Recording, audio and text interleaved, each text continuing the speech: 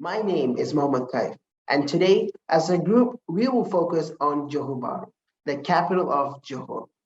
We were intrigued by its interesting location in the south and its role as a getaway into neighboring Singapore.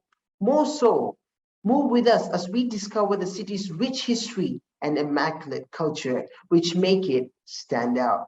Also, we will delve into the depths of the city and do our best to discover even some less known facts, as well as some of its most sacred treasures you may not always hear of, if there is any.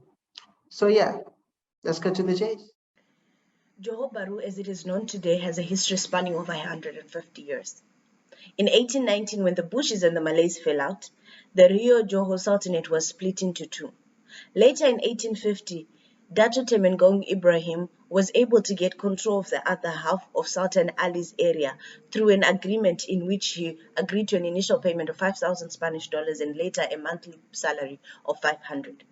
Temenggung administered the area from Singapore, where he was based, through the help also of the British, who wanted to create economic links with the area. In that time, Johor Bahru today was named Tanjung Puteri. During his time, there was a lot of agricultural development, including canals by the Javanese and Chinese, who also created some roads. He later passed away in 1862 with his son Abu Bakr taking over. Sultan Abu Bakr is known today as the modern father of Johor Bahru, as he renamed it to Johor when he moved the state administration into the area to rule it on ground. During that time, there was rapid construction and modernization in the area, with slowing down happening between 1942 and 1945 as a result of the war. But by then, a railway line leading and connecting to Singapore had already been created in 1940. Afterwards, Johor survived the whole war and actually became an area of nationalism for Malaysians, with a party even being created in 1946. Later in 1963, Johor Bahru was able to maintain its state capital status, and later in 1924 was granted city status, and that is Johor Bahru as we know it today. Now I'm going to talk about the etymology of Johor. When the Sultan of Johor fell under the authority of Temenggung Deng Ibrahim in 1855, Johor Bahru was created as Tanjung Putri. When the Sultan's government center was transferred from Teluk Blangah to Johor Bahru in 1862, the region was dubbed Johor Bahru and became the Sultan's capital.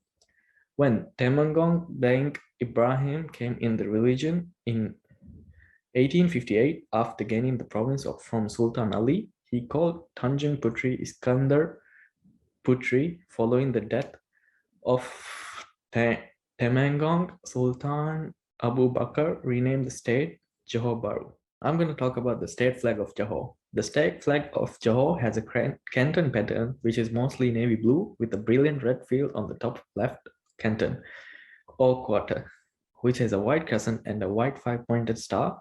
In general, the flag aims to represent Johor as a whole. The white crescent and the star represent Sultan's sovereignty. Johor's official religion is Islam, as indicated by the crescent and the stars. The color red represents the courage of the soldiers and followers who established and developed the state. The navy blue is another example of Abu Bakr's wisdom in respecting the sea's natural environment. The color blue on the flag represents the people and the government of Johor. Johor Bahru is bordered by the South China Sea to its immediate east, Straits of Johor to its south, and to its west are the Straits of Malacca.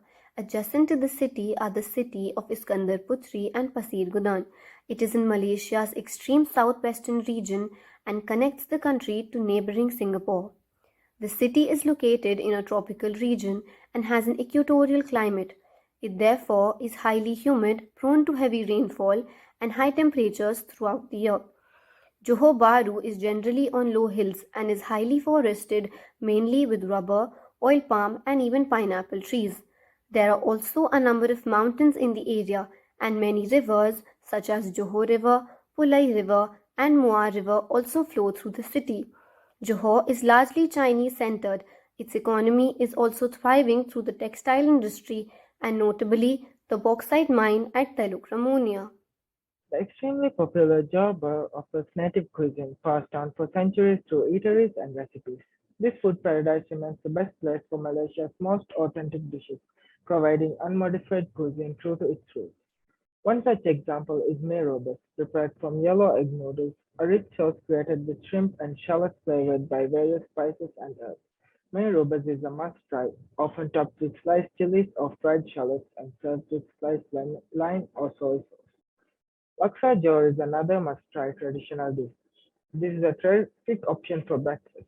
Laksa Jor is a filling meal containing warm, spicy soup, abundant toppings, and enough noodles to keep you going all day. If you're looking for something sweet, then banana cakes is just what you need. These locally baked, moist banana cakes are baked to golden perfection in their century-old wood fire brick ovens with naturally sweet tasting ripe banana. This famous banana cake is slightly charred on the outside with a subtle smoky flavor and soft fragrant and moist on the inside. Another fan favorite food is pisang goreng, also known as deep fried fritters. It is mostly relished with ketchup or soy sauce dip. It can be guaranteed that pisang goreng is an extremely unique, out-of-ordinary meal that you won't regret. Hutan Bandar Recreational Park. In Bahasa Melayu, Hutan Bandar means forest within a city. It is located in Johor Bahru and has been a local favorite for family picnics, hiking, and other outdoor activities. The atmosphere provides a peaceful environment for busy and stressed out city residents, and it is also favored for wedding photography. There are various facilities for children at the park, including a playground, swimming pool, etc.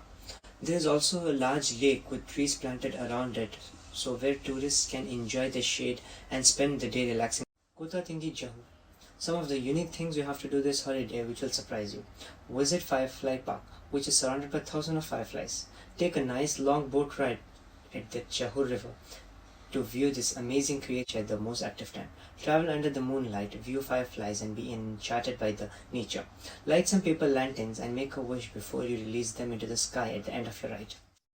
One of the most famous attractions in Johor Bahru is the Legoland, which is also the world's sixth most visited theme park, which is located in the heart of Iskandar Puteri in Johor. It is also the first international theme park that was opened in Malaysia. This theme park consists of a Lego-themed water park, theme park, and a spectacular sea life show, which are known to be the major attractions of the site. Another attraction in Johor Bahru is the Johor Bahru's old Chinese temple, which is also the state's oldest temple.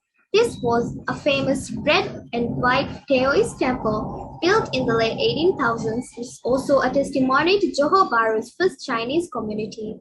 Although it may appear to be out of place in comparison to its modern neighbors, it represents the unification of 5 Chinese ethnic groups. Last but not the least, the Johor Zoo is home to hundreds of species of birds and mammals, making it a nice outing for nature and wildlife lovers. You may also encounter with endangered animals like flamingos, lions, Asian elephants, crocodiles, gorillas, and multicolored birds. Hope you had a wonderful time. Thanks for touring Johor with us. From tourist spots to mouth-watering dishes to the rich history and exquisite culture that Johor depicted. Hope all of you gained the base knowledge of this appealing and gorgeous city with us. Johor is a fantastic leisure getaway, so it's a must visit when you travel to Malaysia. So don't ever miss it. Until then, thank you from us. Hope you had a great time.